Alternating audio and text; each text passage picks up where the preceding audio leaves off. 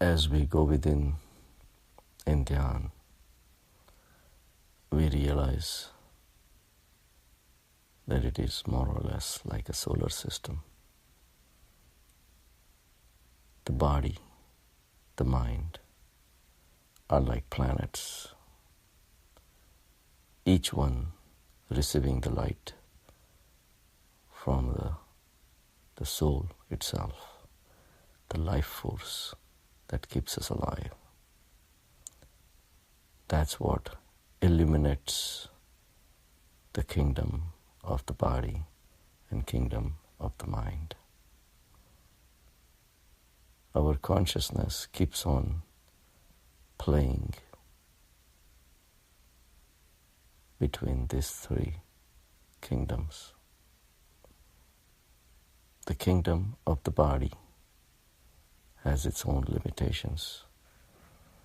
The pleasures of the body, when they are important, the senses are important.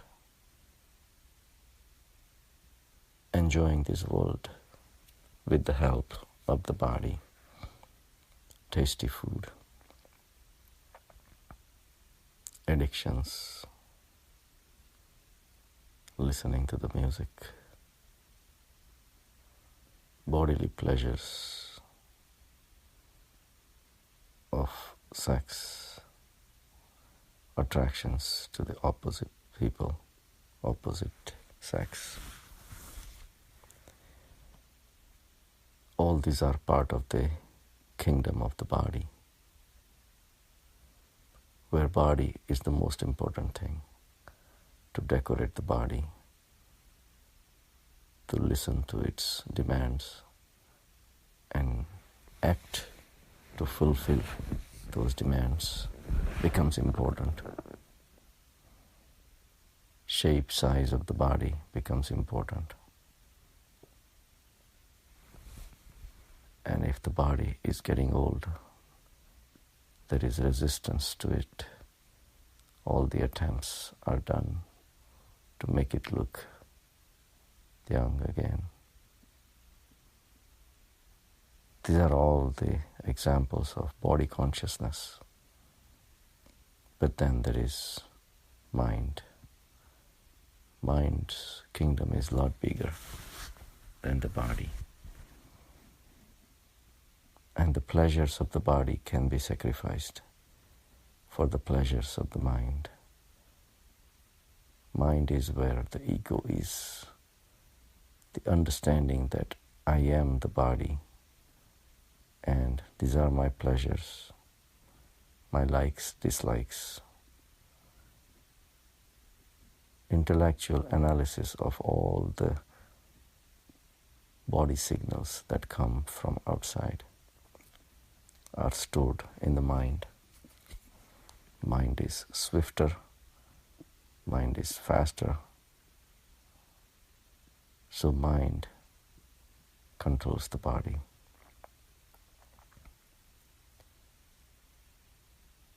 The pleasures at the mind level are intellectual. A person may not be good looking, person may not be tall or handsome, but with his intelligence, he can prove himself better than somebody who may be tall and handsome, but intellectually inferior. So, development of intellect, the thoughts, ideas, beliefs, they take over. Bodies can be sacrificed for the maintenance of the ideas.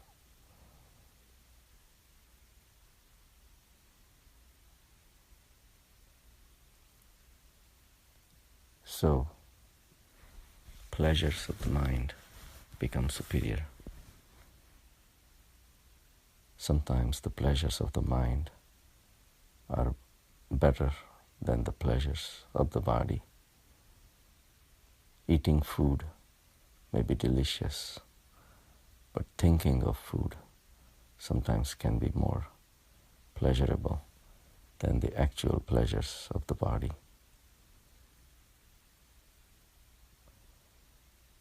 So, mind creates its own pleasures. Mind think of some good times the body had, and then it multiplies 1,000 times because there are no restrictions. So mind becomes more important.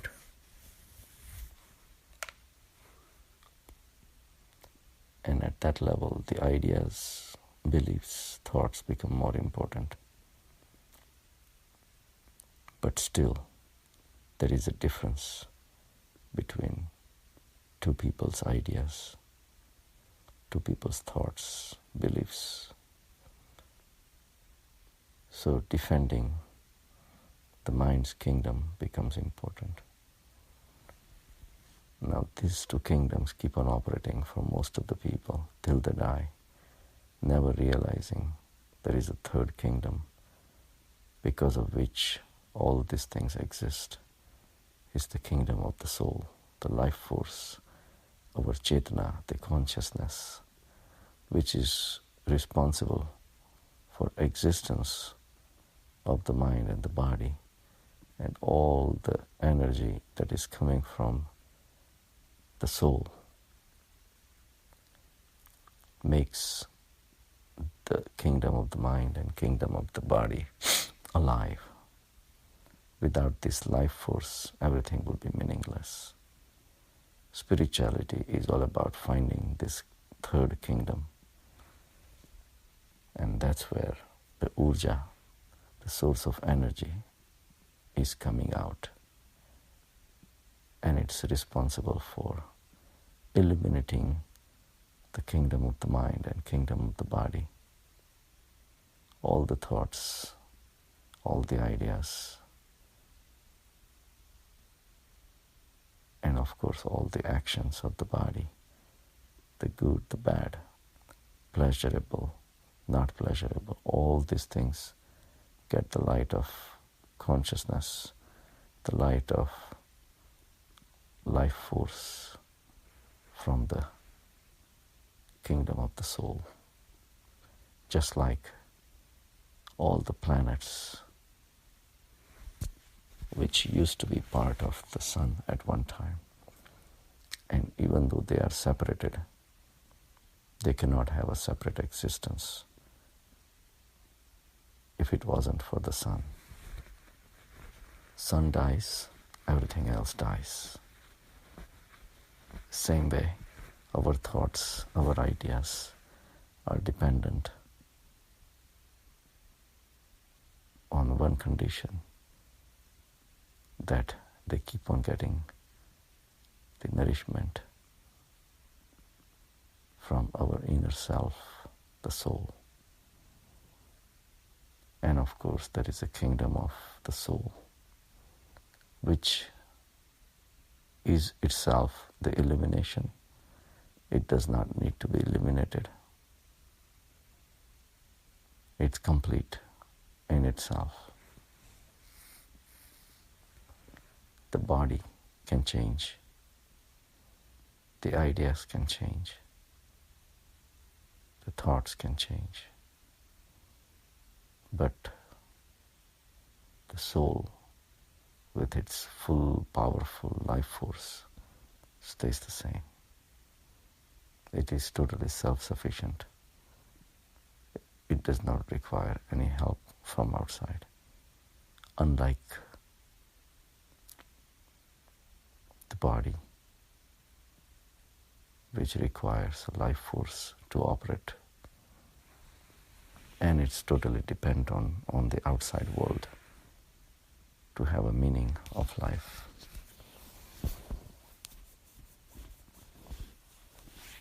All the senses require the outside world to survive.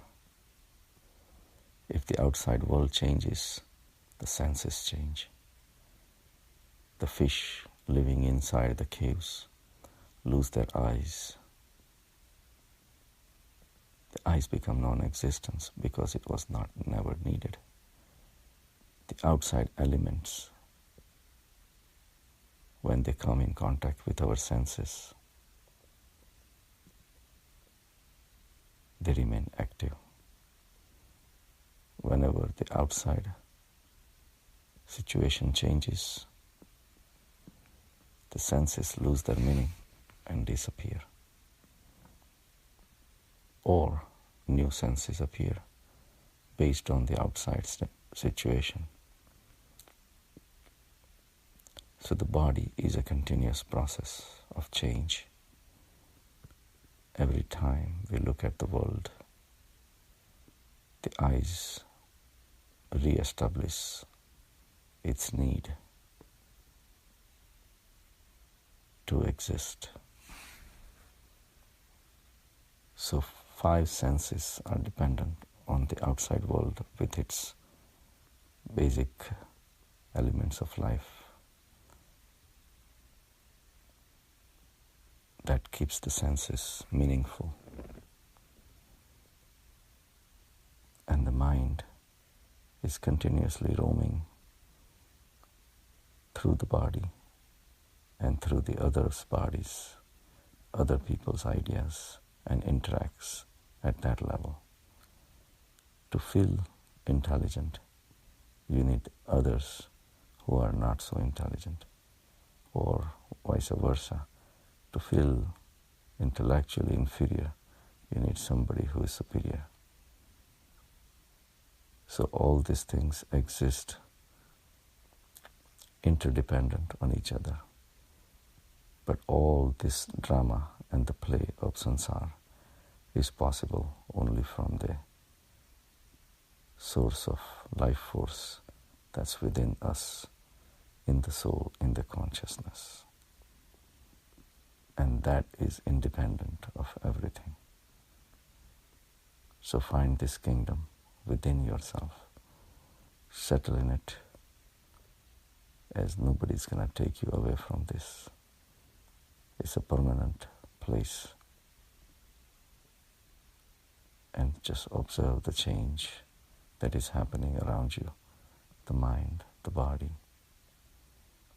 But witnessing all these things, including your mind and the body, even while you are living in this world, you can be an observer at the soul level and observe how the mind and the body are operating under you.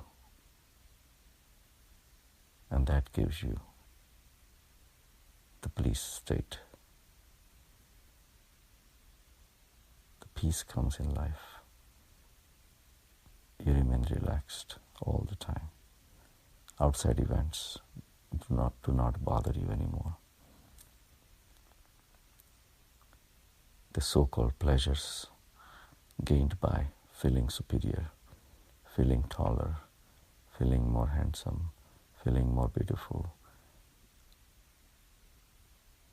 feeling that your ideas are more acceptable by others to make you feel important. All these pleasures can be transcended easily in the kingdom of heaven. Because here, everyone is equal. At this level, there are no differences. The pleasures of the body can be sacrificed for intellectual preservation. Terrorists sacrifice their bodies to firmly pursue the ideas of